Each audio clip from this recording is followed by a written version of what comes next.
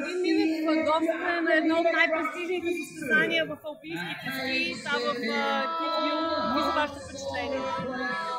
Както винаги, перфектна организация и наистина страшно много хора, особено вчера за спускането. И емоцията беше страхотна. Двама караци на подиум в спускането не се е случило. Така че... Вие присъствахте на теглянето на номерата и видяхте как беше приветстван Алберт Попов. Има и българи днес на пистата. Алберт е вече както се казва, в първа лига и в целия свят го познават след победата в Мадона. Мисля, че това е изключително добре като реклама за България. Посланник е буквално на България в спорта и мисля, че хората, които вчера го посрещаха, бяха поне над 20 000 човека на тегляне на номерата. Говори само за себе си в света на ските какъв отзвук има неговата победа.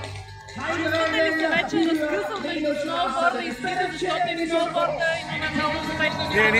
Ние никога не сме били разкъсани, ние сме зад всички състезатели, зад всички спортове в федерацията, всички зимни спортове. Това е много тежки спортове са, но даваме дължимото на абсолютно всички, така че не може да се каже в никакъв случай, че сме разкъсани. Ето и Влади Зографски дава непрекъснато добри резултати вече в световната купа. Така че това, което правим много години, почва да дава плодове и резултати навсякъде. Какво сподели днес Алберт? Така всички очаквахме много, но това е състезание да покаже максимума. Ами вижте, условията в момента на това състезание са много различни. Особено първия манш, където наистина трасето в различните си части изглеждаше коренно различно и човек трябва да се настрои много бързо от леко-меко, след това твърдо, след това като хокейна площадка.